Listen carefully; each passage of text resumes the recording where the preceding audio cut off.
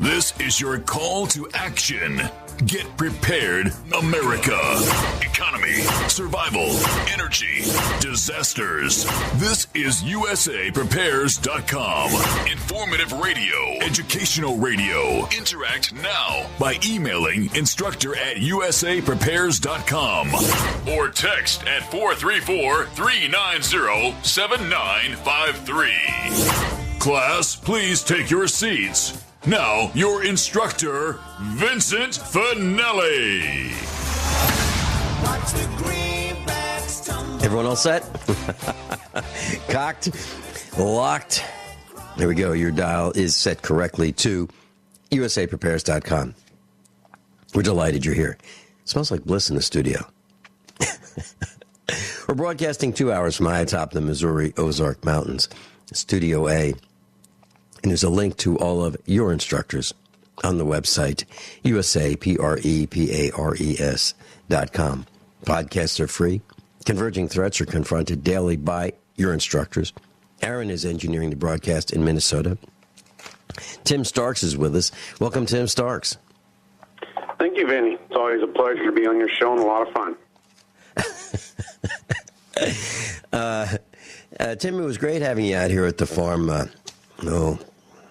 couple of weeks ago.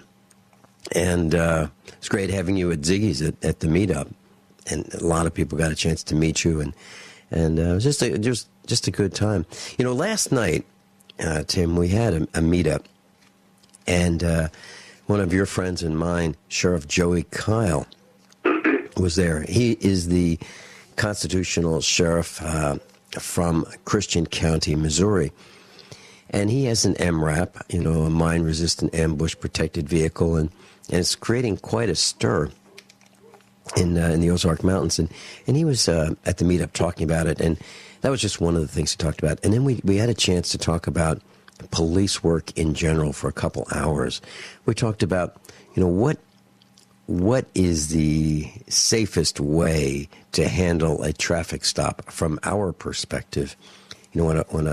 When a cop stops us and says license and registration, we have a gun in the car or on our side or in the glove compartment, what's the safest way for us not to get ourselves shot?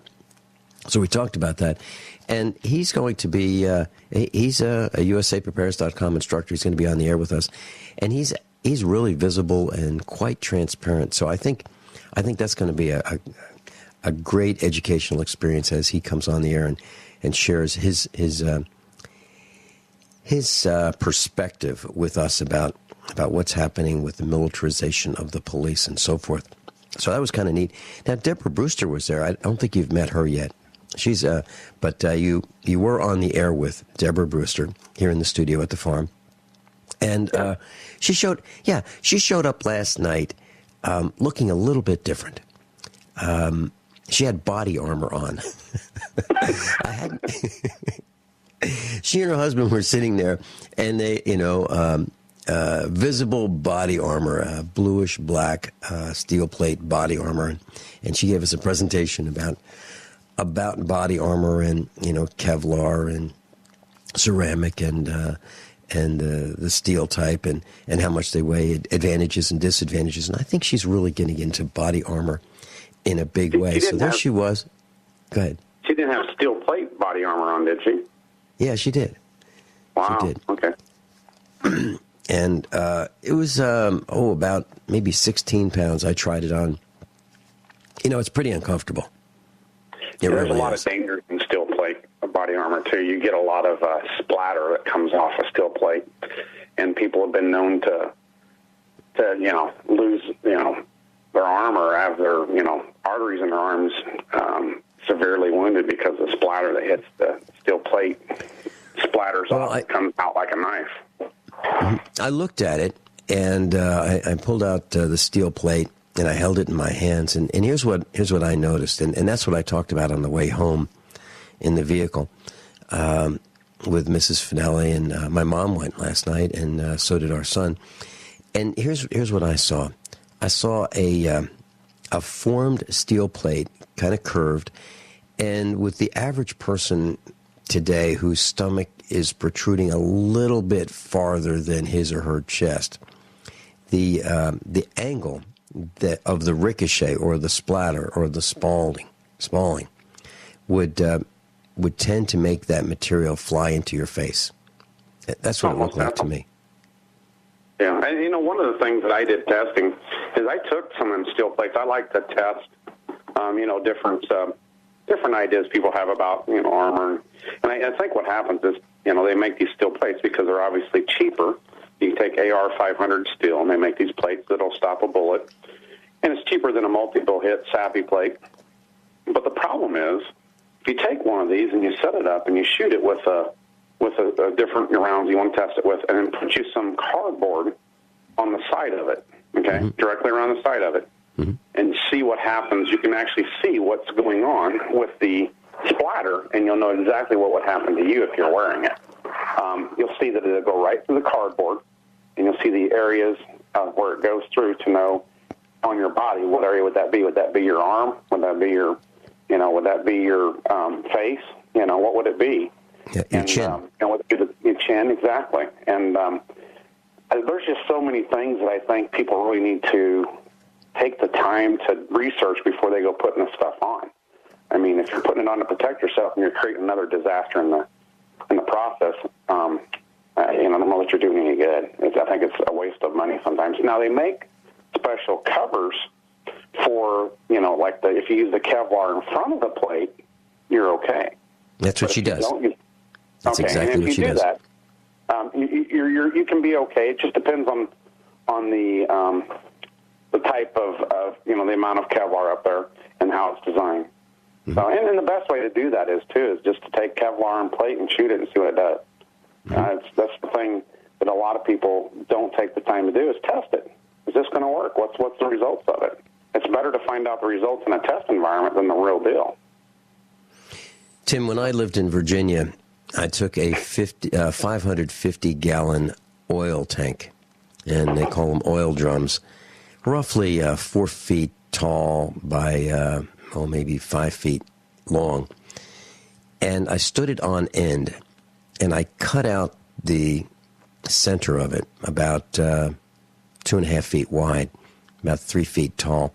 So I just opened up the center of it, and I took out that plate that I cut out, and I hung it inside. So basically what I had was a target backstop, and I would shoot into this suspended plate that I cut out of the front of the oil drum, and I would shoot at it with a .22, and that was our backstop for our target range for catching the lead.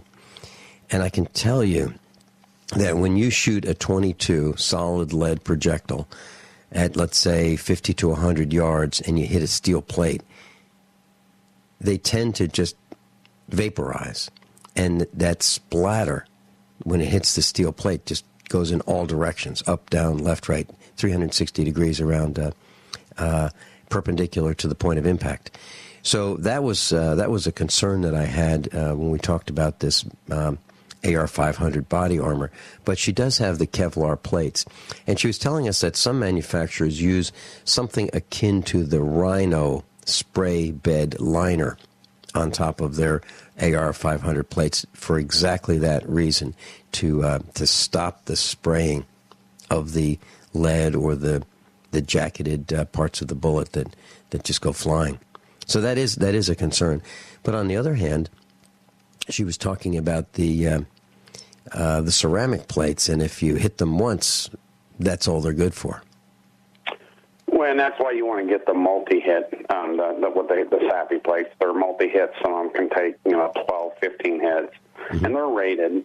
Now, if they're rated at 9, I know they can usually go 13 or 14. They keep within really strong, safe parameters when they rate them. And there again, is still a good backup for a ceramic plate, probably. Would I put steel out there and trust the steel to protect me from splatter? No, like you said, that splatter is very dangerous. And here's the other thing too. Maybe the splatter doesn't get you, but it goes off and gets someone else next to you. There's lots of considerations when you're using steel. All I can say is that you just need to test it just like you did. You hung it up, you shot it. it's nice to put some kind of a marking, cardboard around it when you shoot it to see what the effect is. Tim, you're talking about testing, and this is a really good point to discuss. There are a lot of people who have bought shotguns at gun shows, and they have them by their bed, and let's say they're 18.5-inch barrels, and short barreled shotgun, pump shotgun, and they're using them for defensive purposes. And they're thinking, okay, we'll just put some number 4 double-aught buck, or maybe some number 7 shot in the 12-gauge shotgun, and they're thinking, if there are 3 guys coming at me and they're 15 feet away, and let's say their life is threatened, and they really need to discharge that shotgun, there's this opinion, this feeling, maybe it's from the movies, that all 3 of those guys are going to be taken out with one shotgun discharge, and that's not the case. That's not the case. Vinny, I got a story about that. I was 13 years old, and this was a bit embarrassing, but hey, I've had my embarrassing moments. So I was out hunting with a couple people, and one of the adults, and another friend of mine, and the guy that we was hunting with, his name was Buck, and he says, "There's a rabbit, Tim," and I had a 410. I'm like, cool. It was my first time ever shooting. I'm like, he goes, there you go. And I'm thinking, man, this thing's only like 6-7 foot away. I can't miss this thing. I didn't even take an aim, and I thought, I got a shotgun in my hand. And I shot at it. The rabbit didn't even move. I'm like, what the heck? Mm-hmm. Yeah. I shot at it again. And then, I hate to tell you, but it took me 3 shots before I hit it, and I realized I had to aim with this thing. Wasn't like my image of a shotgun scattering. This thing had a very, very tight pattern at 7 foot. And, of course, the guy was laughing at me, and, of course, that was a valuable lesson I learned then at that time. But, and I hear people do the same thing. Oh, I use a shotgun because it won't go through walls. Well, it depends. At certain distances, that thing's going to go right through a wall because it keeps a real nice tight pattern. So it's very good. And I always tell people when I teach them about this is know your gun. Know the pattern that your shotgun shoots. Know the pattern that you can hold at certain distances. Yeah, and class, if what we're talking about, maybe 10 or 15 feet away with an 18.5-inch barrel and a 12-gauge shotgun, you might be looking at a pattern of 3 or 4 inches. Seriously. So if you think you're going to hit 3 guys standing abreast, it's not going to happen. Not at those distances. So take your shotgun out and take out some cardboard and test it for yourself and see. Tim Starks is with us, and Tim Starks is an innovator. He's a tinkerer. He's an experimenter, and very much he likes to do the kinds of things that I like to do. And Tim, most people, I believe, would be inclined to stay where they are should a situation get bad. But there's some situations that you absolutely cannot stay in place for. And what I'm talking about would be like if there were a nuclear attack on the United States, and you were in the bomb sites. If there were a radiation leak that was upwind of you, and the radiation was headed your way, those are some considerations where it probably might not be good to stay in place. So some people would be inclined to bug out. But bugging out isn't all as easy as it seems, because what most people would be doing would be leaving behind everything and hopping in some kind of a vehicle and taking off with very little as compared to what they're leaving behind, right? Well, Vinny, one of the things that bug out is misconceived, I think, because sometimes bugging out may be just bugging out to a place on your property that you've created in the event of a tornado. You're going to go sit out the night. You take a backpack and go sit out the night in a shelter that you've created. Bugging out may be across town at someone else's place. So when we think of bugging out, it may not be getting in a car and driving, 100 miles or 200 miles or out west. It may just be going to some place that's out of a flood zone, some place that's not in the path of, the tornado or hurricane, or that's, maybe off of a fault line. So each person's bug out bag is going to depend on what type of disaster they're preparing for. And they could be preparing for anything from a tornado to an earthquake to, they're afraid of a nuclear bomb going off. I know a lot of people today are scared that, there's going to be some kind of a nuclear, event based on the current world affairs. But whatever that event is, that person needs to prepare for that and base their bug out situation, location where they're going to, whether they're going to walk, ride a bike, take a car, like you said, base it on the type of scenario that they're preparing for. So there is no one-size-fits-all. Well, when people are thinking about disasters, I believe they really need to think about what could happen, in their particular situation. So is it going to be a flood?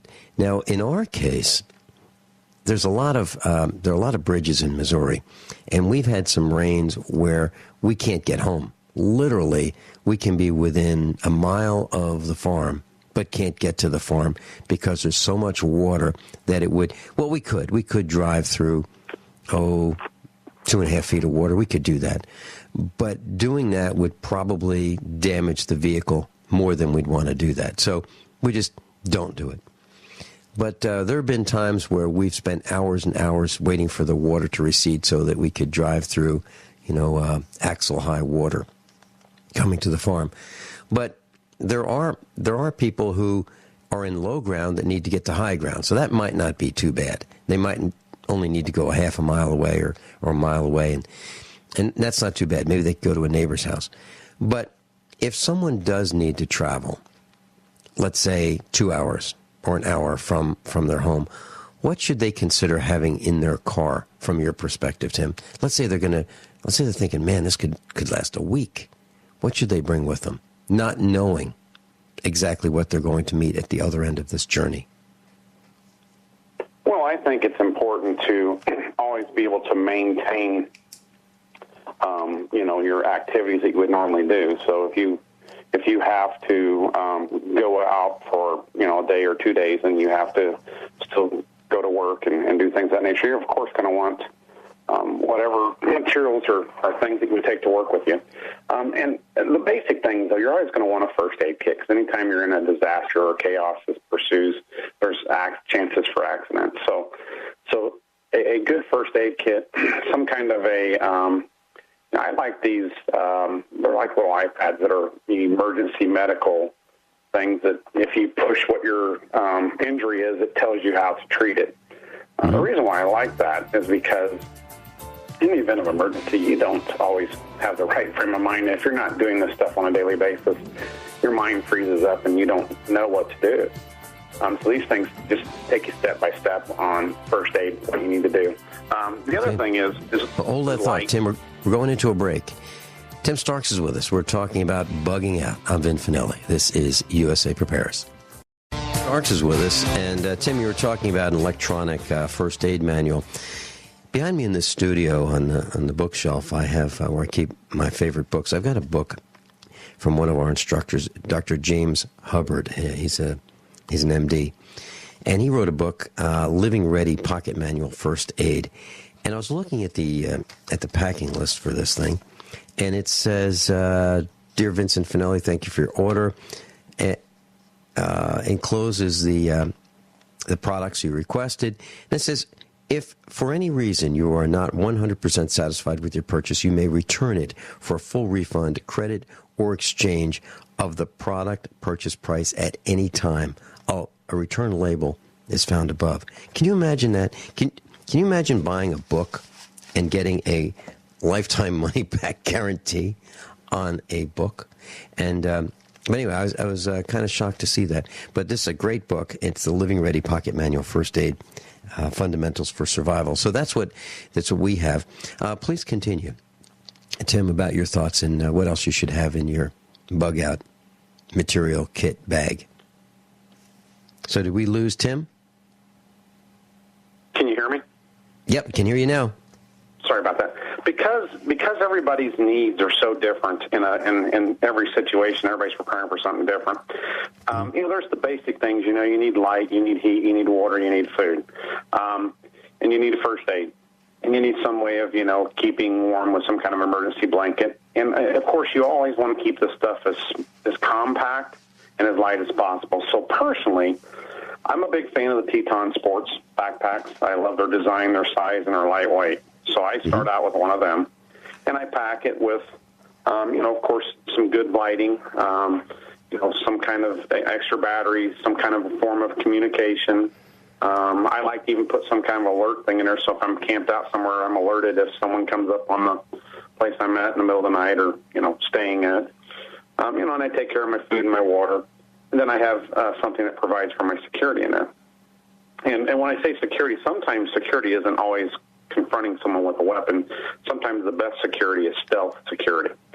So keep that in mind. Everybody thinks that you need security to confront, but I believe that the best security is not ever having to confront anybody. So out of sight, out of mind.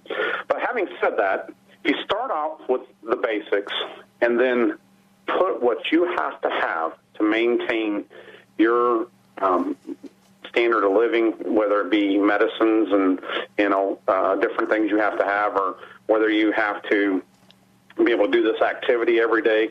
Put those things in there. Go camp for a day. Go camp for 2 days. Go camp for 3 and see how you do. And you'll know right away if you've got a sufficient bug-out bag or not. And that's the kind of things that people need to do to test it. It's real simple. So if you wonder, do you have everything you need? Go test it. Go camp for a day.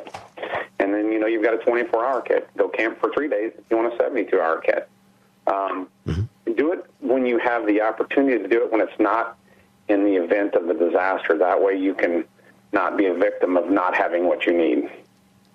Tim, one of the things that we talk about is, on a Friday after work, 5:30, you say, okay, you got a half hour.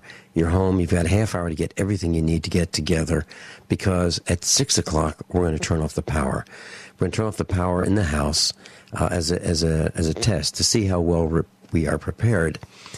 So we put a piece of tape across the refrigerator, across the toilet handle, across the faucets and the sinks, just to remind us not to use them. And we turn off the power on all the breakers except for those that are needed for medical purposes or survival, if you will. But the TV, power, lights, all that gets shut off.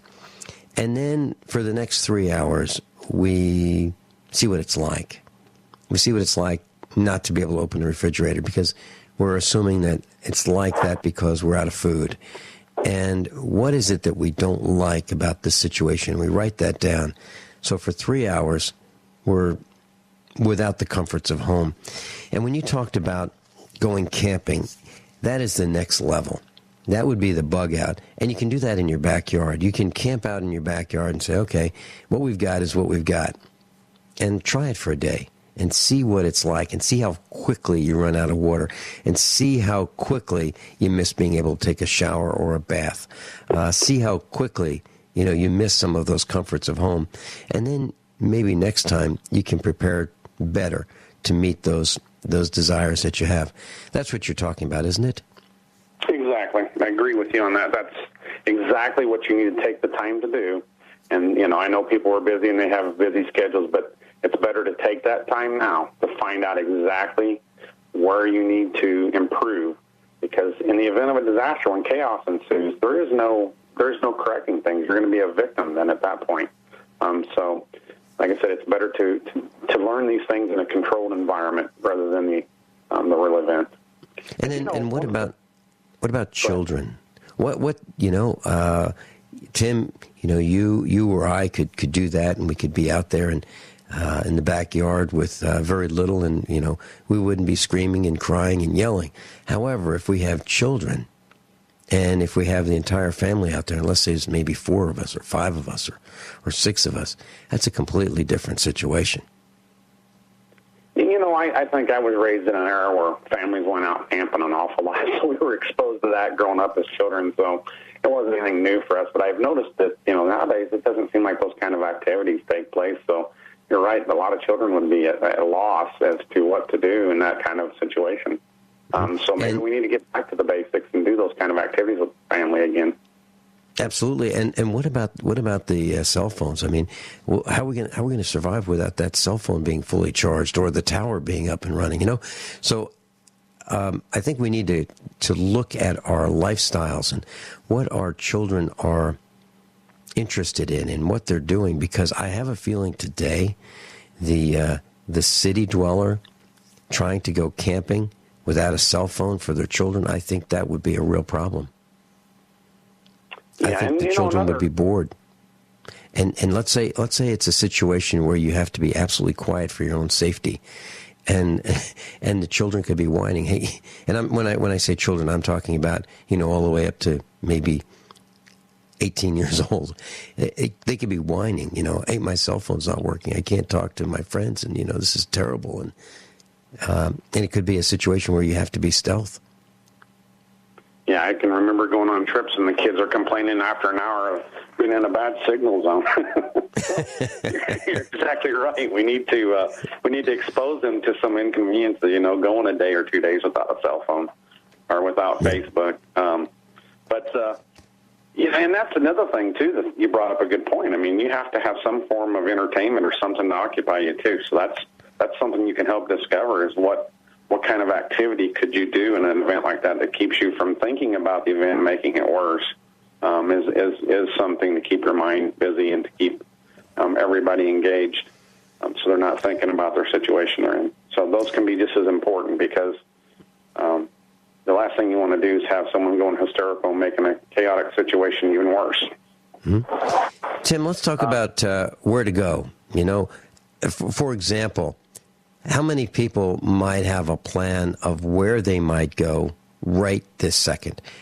Should something bad happen, should the news alert come out that there's a radiation leak 100 miles away, how many people know exactly where they're going to go right this minute and have a plan figured out with their children who might be in two different schools? Let's say we have one in elementary school and one in middle school. How do we know where to go? How does the family know that should there be an emergency, this is the destination where we're all heading? Is it possible that the children could be on the way home and mom could be racing to the school to pick up the children? Is that possible? Sure it is. So they could cross and waste valuable time that could save their lives. So what are your thoughts on having a plan ahead of time where everybody knows the destination where they're going? Well, let's just use St. Louis or Springfield, Missouri, someplace like that. That if you live in that town or you're in that town, I would set up 4 locations to meet my family at. So depending on where the disaster was, whether I had to go east, west, north, or south, to get away from the event.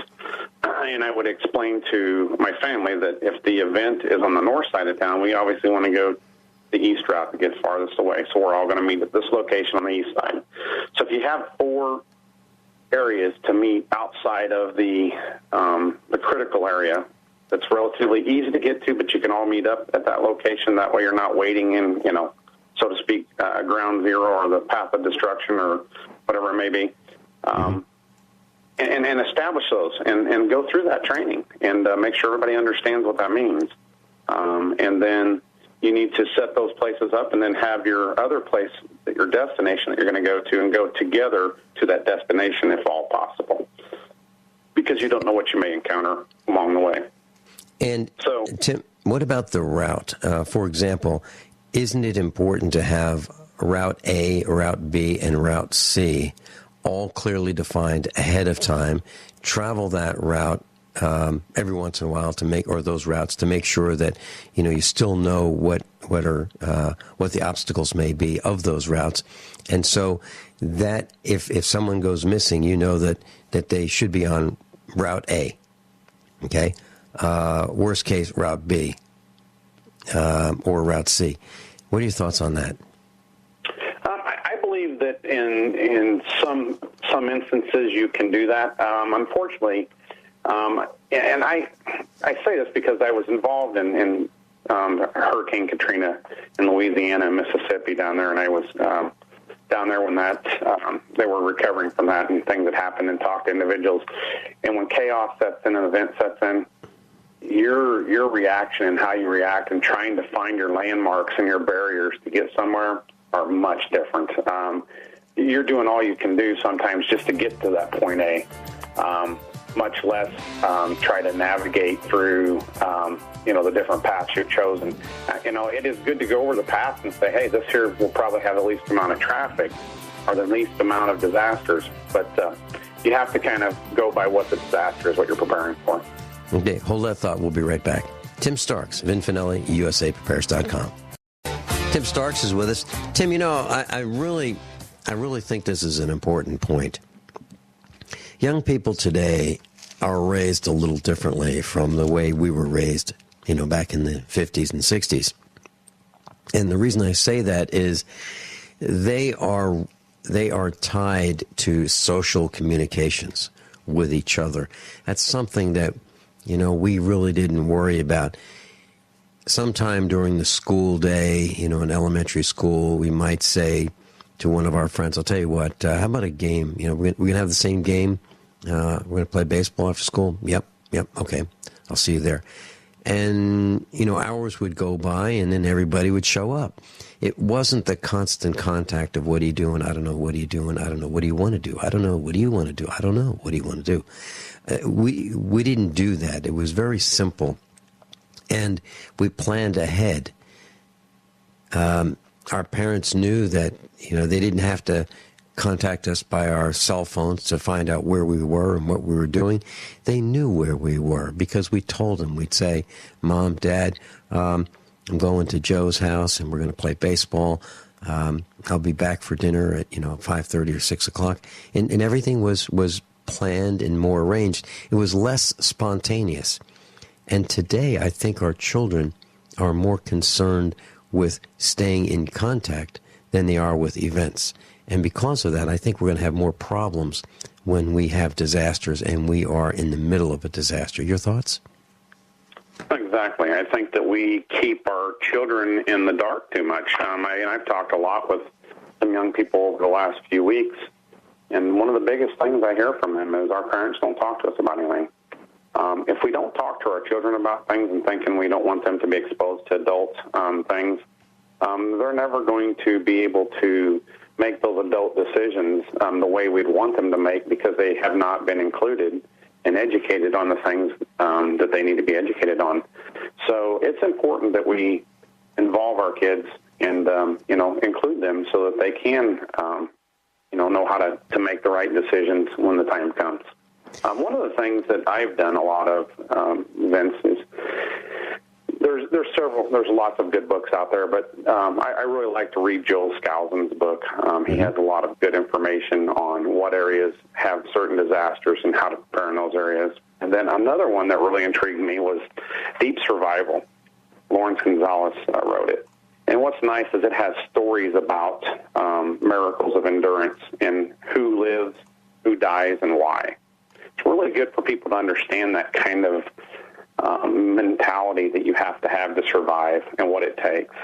So I encourage people to really seek out this kind of information so that they can understand the things that it takes to survive, whether it be a tornado, earthquake, some kind of a chemical spill, whatever it may be, because no event is going to have a set plan that you can prepare for. And we can have a plan that if we're at, location A to get to B, but sometimes being in A, we're just, we're taken to another place, or we don't end up going down the same path because of some kind of obstruction. And so it's important that we know the basic fundamentals so that no matter where we're at, we can survive. So, and including the children in this is really important. Interesting you say that, and I'll tell you why.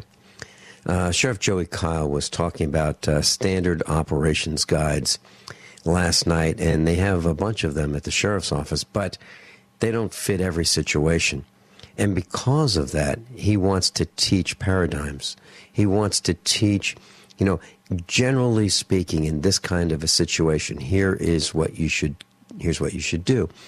And that's what that's what my education, when I went to the university, I thought was supposed to be for.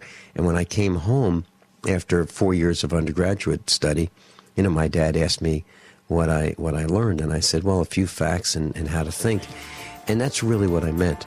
And I think that's what we should do. I think we should teach how to think, how to use what we have, how to think outside of the normal way of thinking to survive. Your thoughts?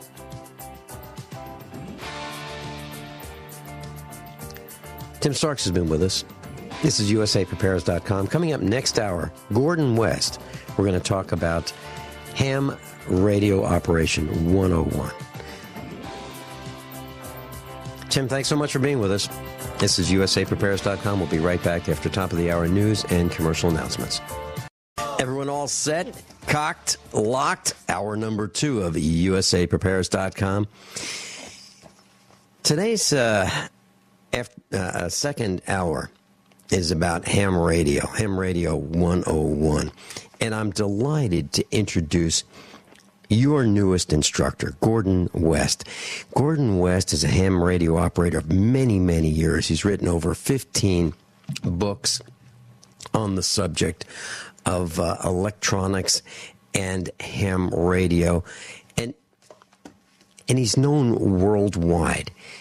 The reason I'm delighted to introduce you to Gordon West is I purchased his book, and it's called Technician Class FCC Element 2 Amateur Radio License Preparation.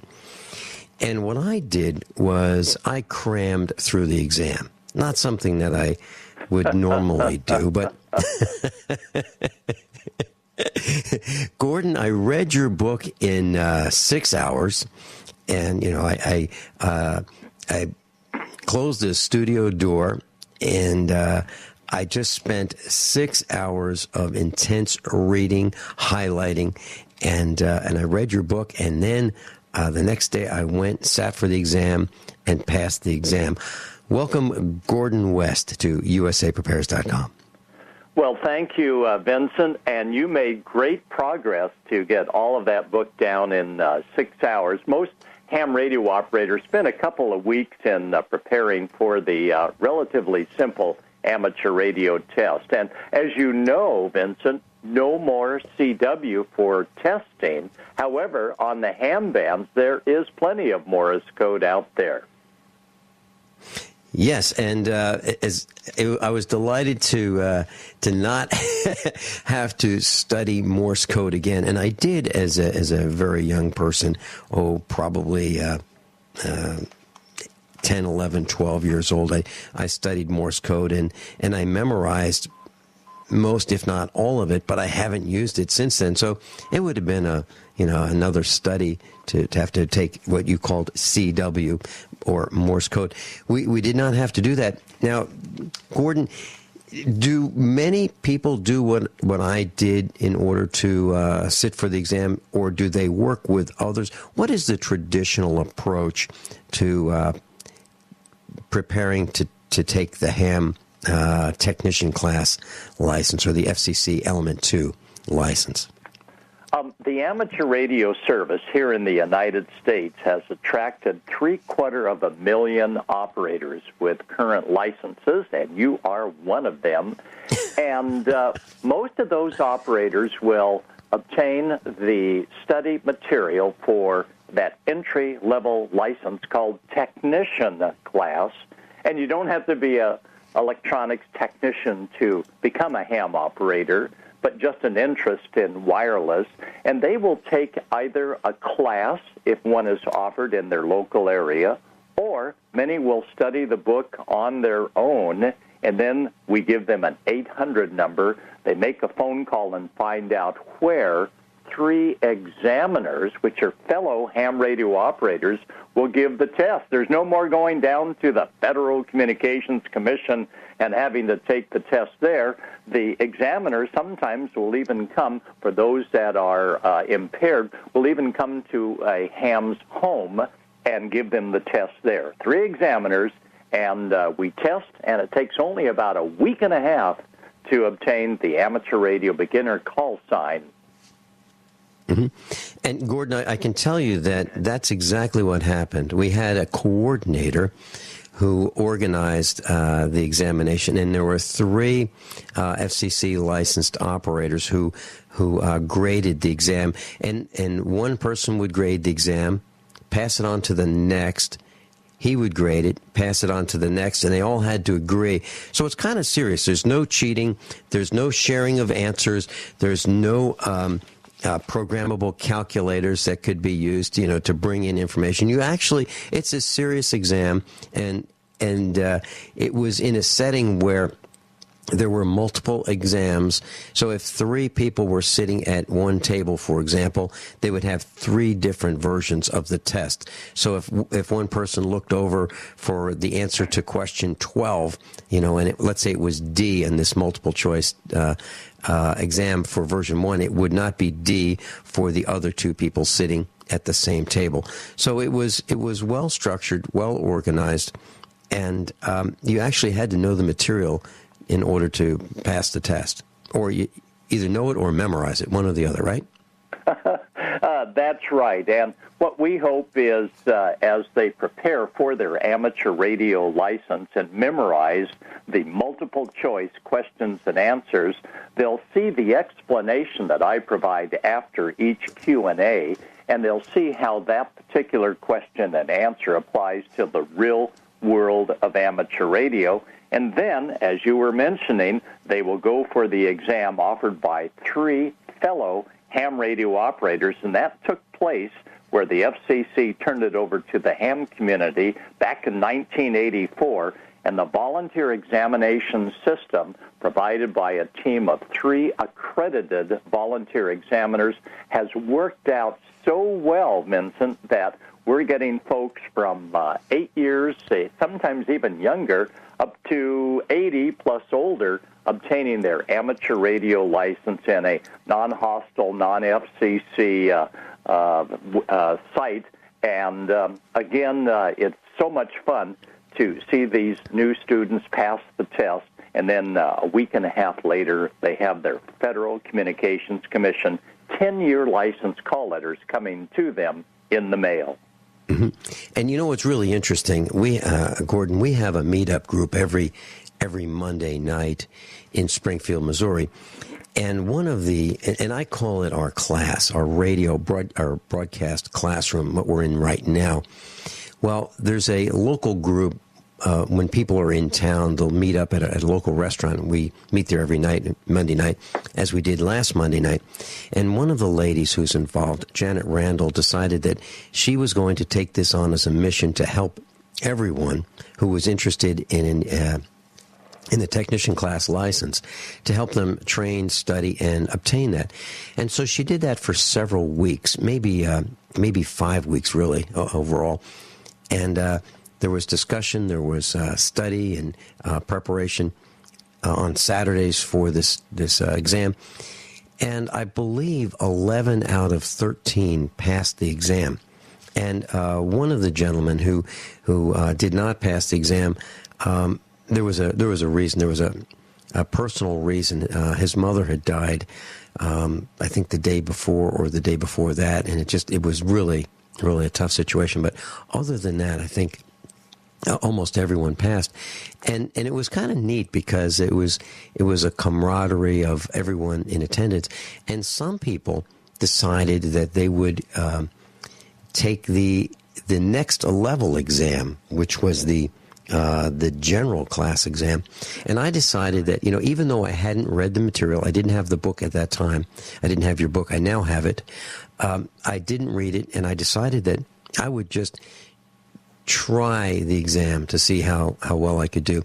And I think the guys that were giving the exam were kind of surprised, because what I tried to do is not memorize the answers, but to understand the theory involved in your first book that I read, which was the technician class. So I was able to get way more than half the questions right on the next level exam just by understanding what you wrote in your first book. So I think that I'd probably like to spend a little more time for the next level class than 6 hours, maybe double that at least for sitting for the general class. Is that something you think I can pull off based on what I've done before or not? We have seen many folks go up to the second level of amateur radio licensing, going from technician class, which just this past year we've had 351,000 tech operators. The second class up would be general class, of which we have 167,000 operators.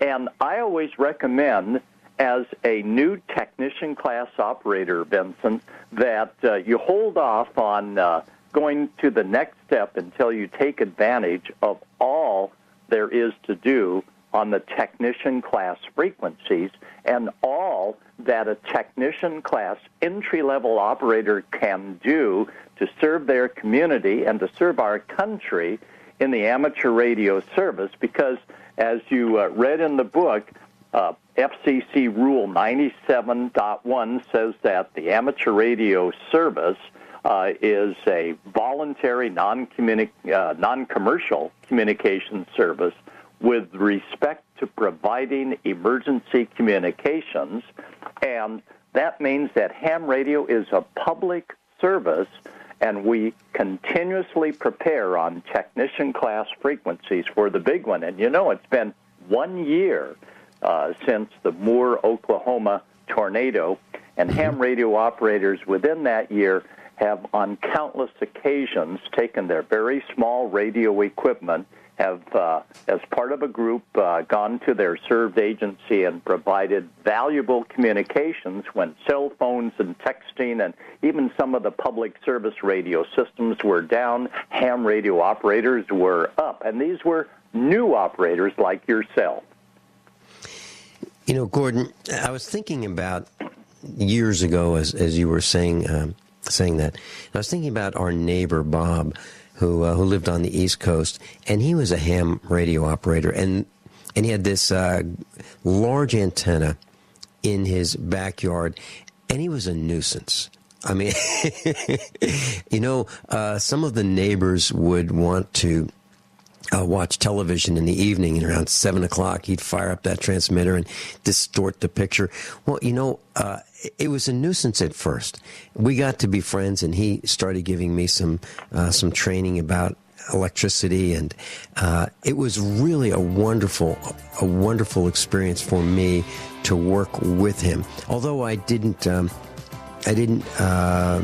a lot of time in his ham shack, he did get me started in learning about electricity, and I'd like to share that thought with the class when we come back right after these few commercial announcements. Class, one of the neat things about being alive is you meet people, and one of the really neat ways of meeting people would be through ham radio. Just key up that microphone and find out if anyone is out there, and you can meet them and talk with them, and you develop a friendship, and then maybe later on you get a chance to physically meet that person or go to a ham fest and arrange to meet that person. And that's kind of neat, isn't it, Gordon? It really is. Ham radio is a fraternity of trained radio operators, not necessarily someone that can strip down and repair and build a radio, but those interested in communications. So during times of non-critical situations, non-emergencies or no disasters, the hams will regularly communicate between each other. And that new technician class operator, that first simple license to obtain with a multiple choice type test, with the exact test questions published in training manuals, the exact questions, there's no surprise, you get the license and you get on the air and you begin to exchange communications between other operators with a tech license, sometimes across town, sometimes across the country, and technician class operators also have frequencies, Vincent, that allow them to talk around the world. And people will look at your antennas and they go, yeah, they yak, yak, yak. But when the big emergency hits, listen to this, Vincent. About a year ago, here's a brand new operator, technician class operator, describing the disaster going on as a hurricane blows through his town. We had about 3 inches of rain since last night. About 3 inches of rain since last night. We don't have any electricity. The whole block is out. And the winds, I'm estimating, we're gusting up over 50.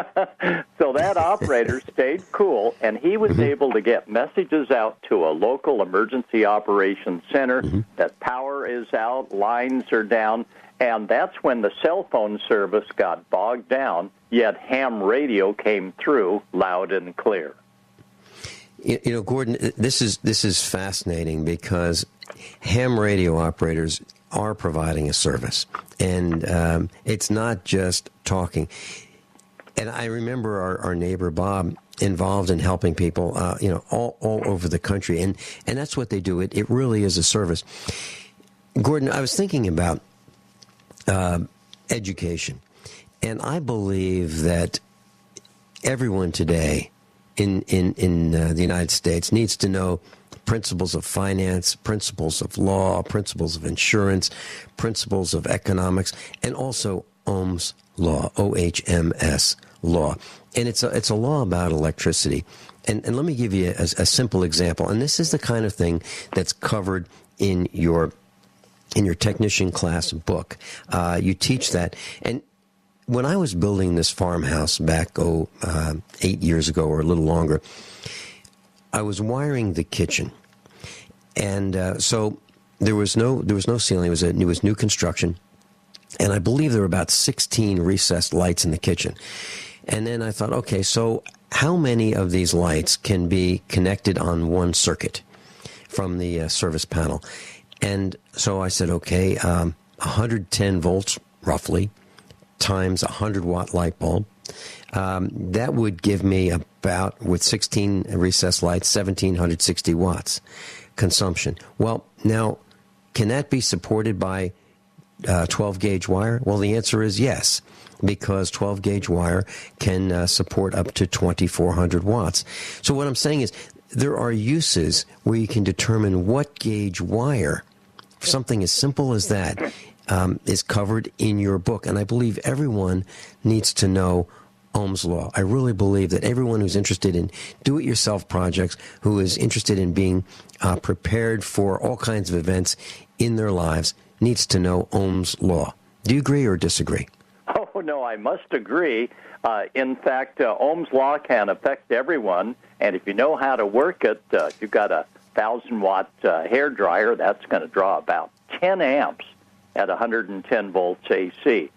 If you have 10 amps and you also have plugged in nearby a toaster that's also drawing 1,000 watts, that's another 10 amps.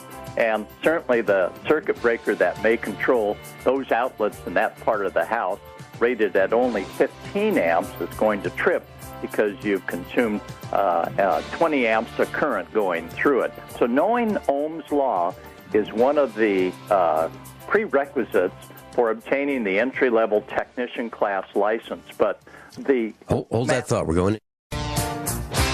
Class, I'm delighted to have Gordon West with us. And let me tell you just a little bit about him. Gordon West has been a ham radio operator for more than 50 years. And he holds the extra class license, which is the top license for ham radio operation. And his call sign is WB6NOA. He's been a faculty member of a college where he teaches the radio operation and ham radio operation theory. And if you want to go to his website, you can go to W5YI, W, the number 5, Y, the letter Y, I.org, W5YI.org. And there's a link on page 1 of the website, USA Prepares. Greg from Utah, you're on with Gordon West and me, Vin Finelli.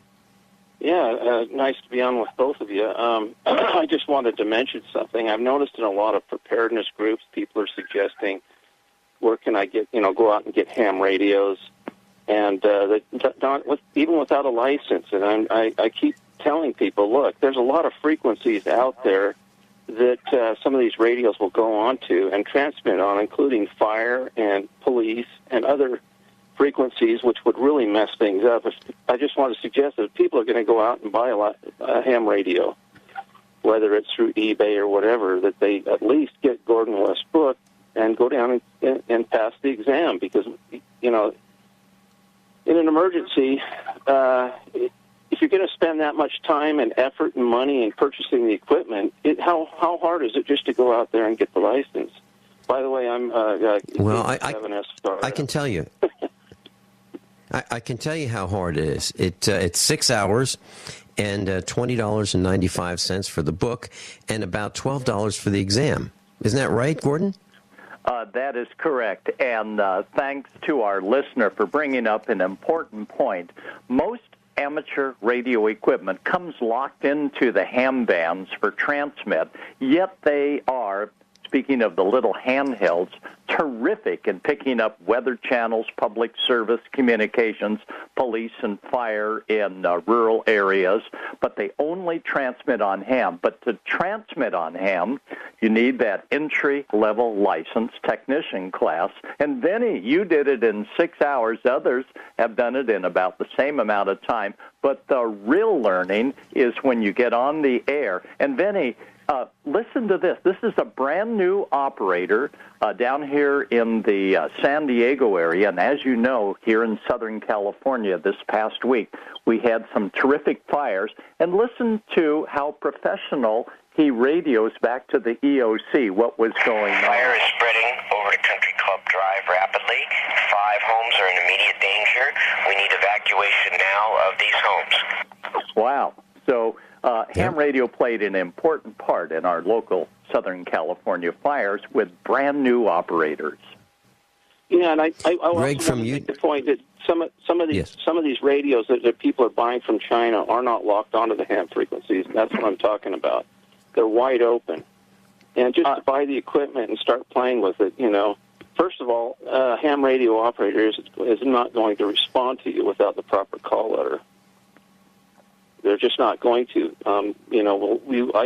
I've heard people get on the bands before and just start talking, and nobody really will respond to them. So if you're going to spend that money for the equipment, you really need to go out and get your license. It's not that hard. I did it way back when I had to pass the Morse code, and that was quite some time ago. But let me tell you, I had fun doing it, and I used Gordon's book to learn, including his cassette tapes that came with it, and it was a blast. And I'm glad I did. I've talked all over the world. Greg, how long have you been a ham? How long have you been a ham, Greg? See. It's probably been about 25 years or so. Mm-hmm. Mm-hmm. And while we're all on together, while we have 3 hams on worldwide broadcasting, what has happened to the do-it-yourself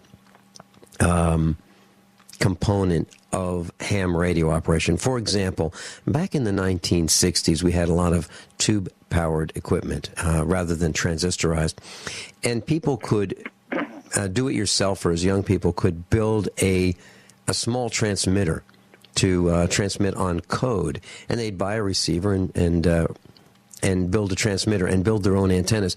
What is still remaining for us to build as do-it-yourselfers in the ham arena? And why don't we start with you, Gordon West? I'm very happy to say that kit building is still a very important part of ham radio, and the Arduino operation. There's MFJ Corporation that makes all sorts of small little ham radio, simple code oscillator kits, and they help you learn the code. And as you can hear in the background, CW is still a very popular art of ham radio, although not a test requirement. So, yes, kits are still out there. Some are pre-put together. Others, you put every little nut, bolt, screw, and transistor in the board. But there is still a lot of kit building, and now computers play an important part in ham radio. Yeah, I know. Greg, what are your thoughts? I know that Heathkit closed down because they were one of the big producers of kits. That's all they were, is a kit. You get it as a kit. And the reason that they closed down, and the owner of Heathkit, with tears in his eyes, said they just, kids just nowadays just don't have the patience or understanding to sit down and build a kit. And he was pretty sad about that. And I thought that was kind of a tragedy. That everybody, the kids are now thinking that they're expecting everything to be done for them and ready to go. And I remember. Yeah, like you say, there still are kits out there, that, like Gordon was saying. I remember building a Heathkit radio. I remember building a Knight kit, K-N-I-G-H-T, radio, shortwave receiver. I remember building Dynaco, D-Y-N-A-C-O, stereo equipment, preamplifiers, amplifiers all the way up to 400 watts of RMS power in stereo. So, yeah, and it's really a shame that we have lost a lot of that, but I'm glad to hear that there is some remaining, or are some remaining companies that are still building kits. What about antennas, Gordon? There's a lot of fun and very low cost in building an antenna, right? Certainly is, and Greg raised some good points about the equipment driving the antenna, and he's right. There are some imported radios coming out of China that tune in not only ham but also public safety frequencies, and we must be very careful that they don't get into the wrong hands, that they can disrupt problems.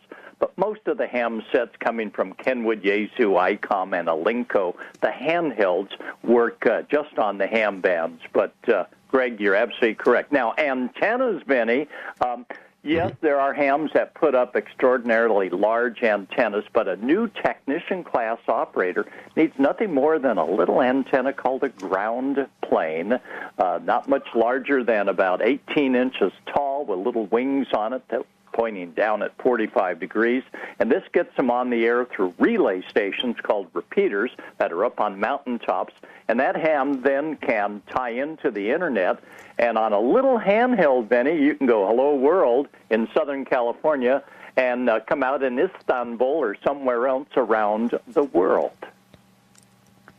So not only is this a potential preparedness survival technology where you can get in for very low cost, a few $100s, for the equipment at the low end if you buy some used equipment and you're frugal. You can actually build an antenna, you can actually learn the technology, and you can grow mentally with a hobby that's a blast. It's an absolute blast. And I think that's what happened. I'm surmising, Gordon West, but I'm surmising that's what happened with you, and I'm surmising that's what happened with Greg, who is in Utah. Greg is the station manager of a radio station that KYAH in Utah covers pretty much the entire state of Utah. We're broadcasting on that station Monday through Friday, and so Greg, you have picked up this technology, and it's become a lifelong passion, hasn't it? Oh, absolutely. I mean, I can remember back in the early days of, when I started playing with ham radio, some of my funnest contacts were with Pitcairn Island, right out in the Pacific, and everybody, Mutiny on the Bounty, how Pitcairn got its start. I've also talked with trappers out that are hundreds of miles out in the middle of Alaska, running trap lines, completely, totally off grid, of course. But things like that are just, those contacts are just, there's no words to explain how fun it can be, being able to communicate like that. But yeah, it got me into radio, and I've just loved it ever since. It's become a hobby, and it's just, on a rainy day or whatever, you can always sit down in front of your radio and have a lot of fun. Greg, I really appreciate you calling in and sharing with us those thoughts. And I also appreciate you carrying usaprepares.com, broadcasting it throughout the state of Utah. Thanks so much for being with us today. My pleasure.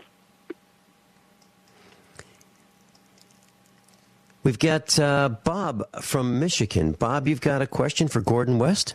Yeah, I just was asking about, you have to learn Morse to get a license, is that correct? That's Bob, part of the process. Okay, Bob, thank you so much for calling in to the show. Every ham should know the Morse code, but I'm happy to say that as of 2007, the Federal Communications Commission has eliminated the Morse code test requirement. So you don't need to pass a Morse code CW dot and dash test to obtain any grade of ham radio license, but I certainly encourage you, as we do. Class Gordon West is with us, and he's the author of many books. The one that I purchased first was the Technician Class, FCC Element 2, Amateur Radio License Preparation. This is the book that I recommend that you get should you decide to pursue your FCC Technician's License. And Bob from Michigan is with us, and Bob had a question about Morse code, and we're talking about dots and dashes to represent the 26 letters of the alphabet plus 13 special signals and punctuation plus 10 numerics. So the dots and dashes of Morse code no longer required for you to get your technician, general, or extra class license from the FCC. Bob, did you have a question? Well, is it, but I think your guest said he'd kind of recommend that you learn it anyhow. Oh, absolutely. Is it that hard to learn? The learning of the CW we have on 8 audio CDs, and kids as young as 5 years old pick it up and are learning the alphabet very quickly. And I talk to you throughout all of the 8 CDs to the w5yi.org materials. And no, it is fun learning the code, and even more fun when you do it on the air. One other thing, Vince, did you know the Dynaco products are still being offered? The kids? David Hafler, I believe, was one of the engineers for Dynaco, and I used to ask my mom to drive me to the Dynaco factory, and I met some of the engineers and some of the designers, and actually the neatest thing was they would tweak my my kits that I had built to optimum performance. And no, I was not aware that you could still buy them, but I have seen components on eBay of that very same equipment, and I still have some here at the farm. There's some company apparently that is still has taken over and resurrected, shall we say, the kits. So you can find them online under the same name. So that's pretty neat. And back then it was the best value stereo equipment that you could buy. It truly was. And some of their tube equipment is bringing a hefty price in the current marketplace. Yeah, so, Bob, go ahead. There's upgrade kits for them, yeah. Mm-hmm. Well, thanks so much for the information. Is there anything else that you wanted to share with us, Bob, from Michigan? Not at this time. Okay, thanks for the call. So, Gordon, there is interest in ham radio operation.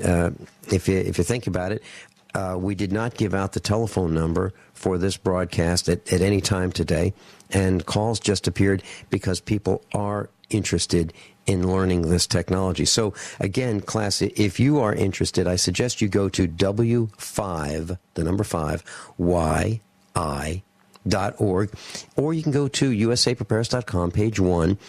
At the bottom of the page where all the instructors are, you will see Gordon West in column number 1. You click on the link there. It'll take you right to his website, and you can learn more about what he does. And by the way, Gordon, you are available. If someone buys your book and they want to talk to you, they've got some questions, they can call you, can't they? They certainly can. I'm always available during the day, Monday through Friday, California time, daytime, and I enjoy talking to new students getting on the air or brand new students studying for their test, and we help them also locate a volunteer examination group through an 800 number that I give them after I talk with our classmates. Gordon, I have I have in my hands a certificate of achievement, and it's from you. It's signed by you, WB6NOA, Gordon West. It says that I passed my exam, and I met the requirements to be a FCC licensed amateur radio operator. Gordon West is the guy that you need to meet and talk with, and I suggest you consider his books. I've got 3 of them right here, the Technician, the General, and the Extra Class books. I plan on pursuing this. Gordon West, thank you so much for being with us here at usaprepares.com. And class, above all, honesty and integrity. What happens next is up to you.